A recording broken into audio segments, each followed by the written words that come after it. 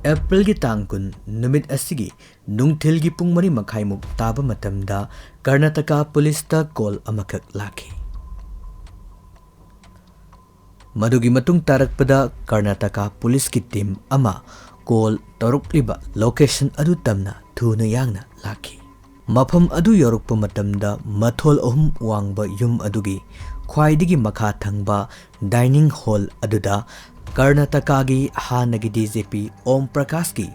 thawai yaugdraba hakchangna ikhenglakta yataduna leramba adu thengnaki. Maduda natana mahaki nupi Pallabina karishu nasungba amata tawdana saukri amada famduna leramba police na thengnaki.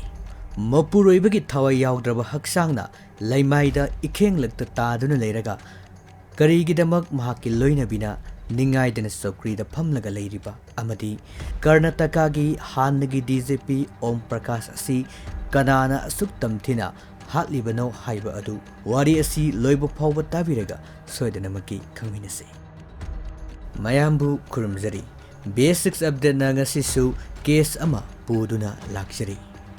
Puzarakliba Case asi Retired DJP Amabu Masagi Yumda Tamthina Hatkhre Case ni Tamthiraba Thodo asi Haukiba April tang kunda Bengaluru gi HSR layout Laiba DJP asigi Masagi Mayumda Thokiba Tamthiba Thodokni Mihathina Hatpikraba Hanagi Karnataka gi DJP asi 1981 gi Base gi IPS Om Prakash ni Masagi Chahi Humpugani Pani Om Prakash asi Lisingani Taraga Mangadagina Lisingani Taraga Taret Paubada Karnataka gi DJP oina Thabak Torumlaba Matungda Karnataka gi HSR layout hariba mafum asida Hanagi Karnataka gi DJP asina Thabaktagi retired Tauraba Matungda Mahaksu Mathol Ohum Wangba Yum asida Mahaki family singa Punna lerami HSR layout hariba mafum asi officer Akogi IPS, IAS, bureaucrat officer singi akogi laifam oiba jaga amakakni. Adubu mahaki family asigi manungda mahakka laiminariba asina mahaki nupi Pallabi amadi machanupi Kritini. Aduga hanagi DJP Om Prakash asigi machanupa Karthikes amadi mamung nupi anina Bengaluru gi mafam amada makhoi ase leirame. Om Prakash ki asengba horupam asisu Bihar gi Champaran district tagi mahak ase haurakhiba miyoi amakakni. April gi tang kun numit asigi nungthil gi pung mari makhaimuk tarakpa matamda Karnataka police ta call amakak laki. Tawrukliba call adugi location da panthadana Karnataka police ki team ama thuna yangna mafam aduda sanglaki. Makoina mafam aduda lakpa matamdadi hanagi DJP oiramba Om Prakash ki Mathol Ohum Wangba Yum asigi Makhagi dining hall asida Om Prakash ki thawai yaudraba hakchangna ikhenglakta taduna leramba ado police sing thengnaki. Mahaki nupi Pallabina Mapuroibagi thawai yaudraba hakchangna ikhenglakta taduna leiriba ado yengduna chaukri amada famduna ningaidana leiramki. Loinana makhoi anigi machanupi Kritina mahak masaki kada thong chetna lonsillaba matungda leiki. Police ki maike degi thong adu phanakana hangdokna ba haiki adubu Kritina thong ado hangdu haiba yakide. Madugi matung tarakpada police na nampuda thong ado hangdo oba matungda Kritibu ka adudagi puthorakhi. Thokliba thodok-sing adugi matangda Om Prakash ki machanupa Karthikes ta yumthangnabada leiba nupa amana Karthikes ta call toroktuna thokliba thodok-sing adugi wari lirakhi. Pau adu tamlakpa matamda Karthikes ti Karnataka Golf Association da golf sanaduna leiba matamni. Pau adu taba matamdagi thuna yangna Karthikes mafam aduda laki.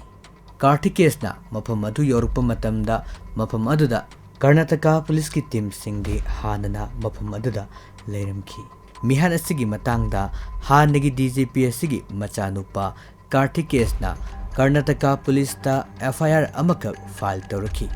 FIR asida mahakna paliba asi mahaki apokpa Mapa Om Prakash asi mahaki mama amadi machan nupina hatpa oiramgani haiba asini mihad asi mahaki mama amadi machanna satharamgani haiba asigi matangda police ta FIR asida asumna panki haukiba numit kharanigi mamang asida mahaki mama pallabi amadi machan kritiga mahaki apokpa om prakaska makoigi marakta dungtigi khatna sainaba ningai sangdanabagi thaudoksing adumak haukiba matam khara asida thoktuna adumak laki masida natana pallabina yamna toina haiba asi mahaki nupa om prakash ase hatkani haiba asini masina maram oiraga hanagi DGP asi mahaki mache Sarita Kumari gi akoigi Bengaluru gi atopa jaga amada leiriba mache asigi yumda matam khara leirami adubu thokadaba thaudo asigi numin ini watlingi April gi tang taraga nipanda mahaki masal nupi kritina mahaki mapabung asi masigi mayumdagi namduna mahaki yumda purakhibani loinana kartikesna makhatana hairibasi mahaki mama amadi masal nupi ase wakhalgi laina leiba miyoising oirami mahaki apokpa om prakashna mase Sarita Kumari da lam khara akogi piba sigi matangda mahaki nupi pallabi amadi masanupi kritina kanna yaningdaba phongdoki masimagna maram oiraga makoigi imungda akoigi santi phangdaba khatnaba sainabagi thaudoksing ase haukiba numit kharanigi mamang asida yamna toina thoki haibasini kartikes na tawrakliba complaints sigi matungina police na su thaudo asigi matangda investigation chathaba horaki investigation chathaba horokpa matamda police na thaudo asi thokiba numit ki CCTV footage sing yenglakpa matamda numit asida om prakash ki yumda kanagumba amata janglakhiba amadi thokibagi evidence record amata leiramde ex DGP ama oibagi mangonda piba akogi police protection force su adumak lei adubu hairiba numit asimadi akogi madugumba akogi police protection force ki maikedegi kanagumba person amata mahaki mayumda lakhiba leite sport verification chathaba matamda police na thengnakiba asi mihad adu chathaba matamda sijinnaba oiramgani haiduna chingnaba thang ani ama amadi battle akaiba amaga hairiba sing asi sport verification chathaba matamda thengnaki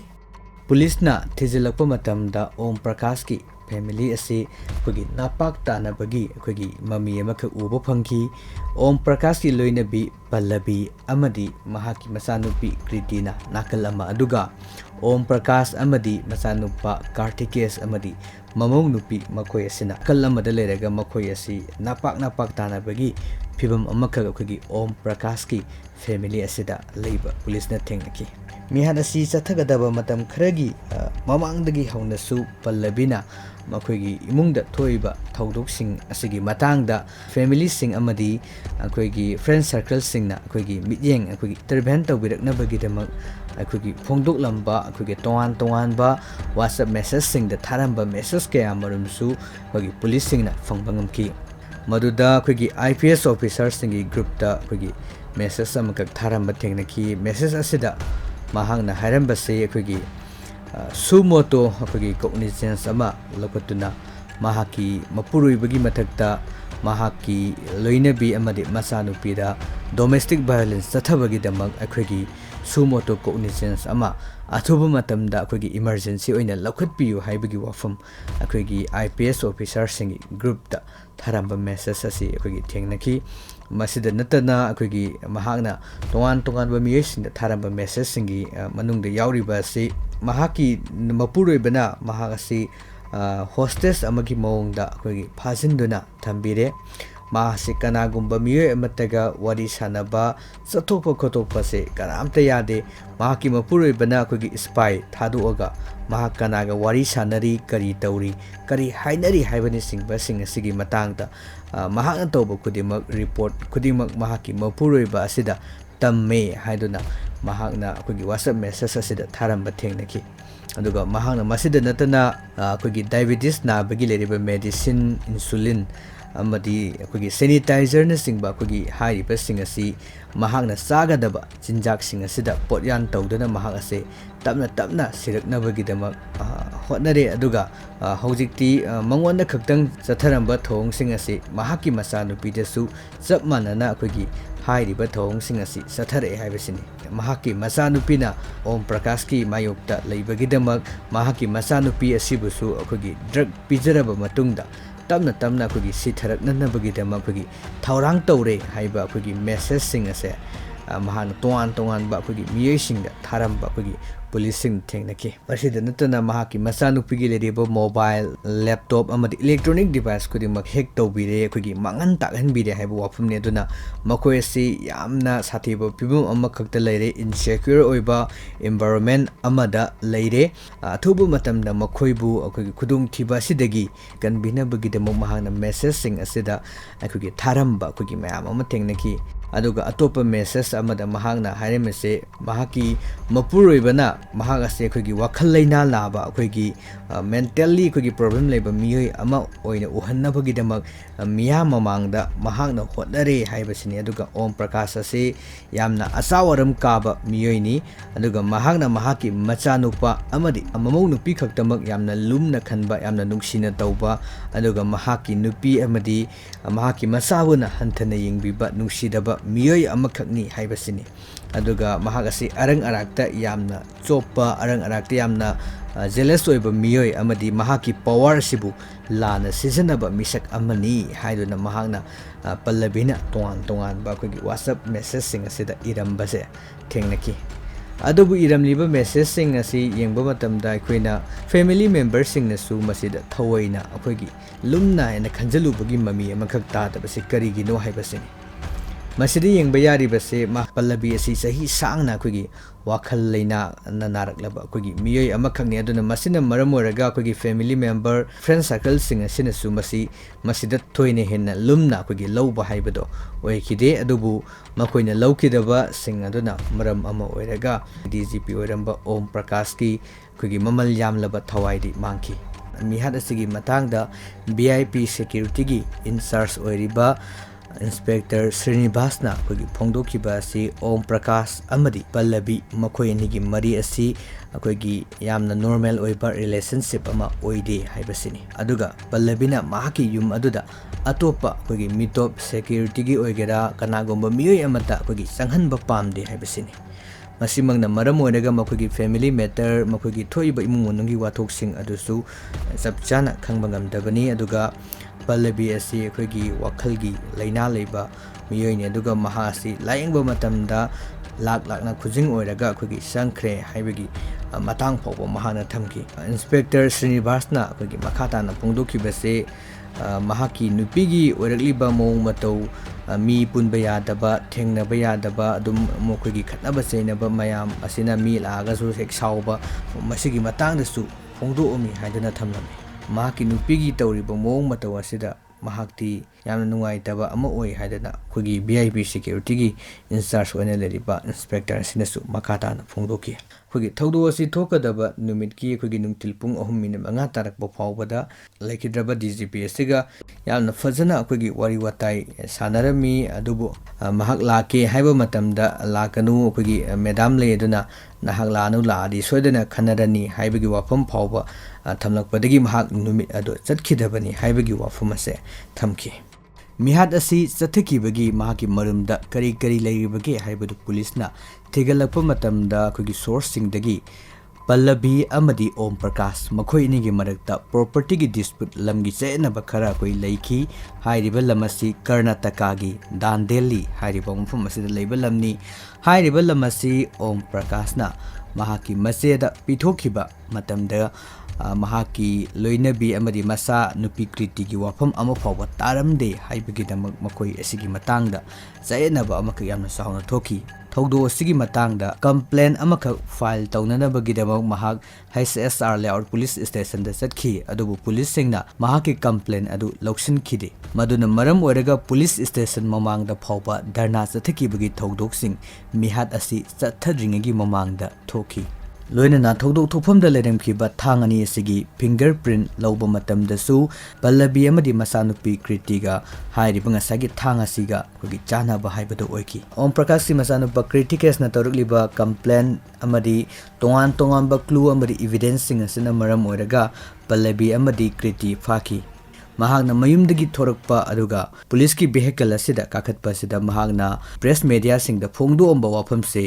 masi domestic violence ki sabsaba lamanni haiduna mahagna phongdok lamki om prakash ki case asi Bengaluru Central Crime Branch da akogi transfer torki loinana April gi tang kunga mathoi ningthokaba numit asida pallabi asi magistrate court ta puthok laba matung da numit taraga marini gi oiba judicial custody gi akogi rimal lauthaki crime branch na thokiba thodo asigi matangda investigation chatharakpa matamdasu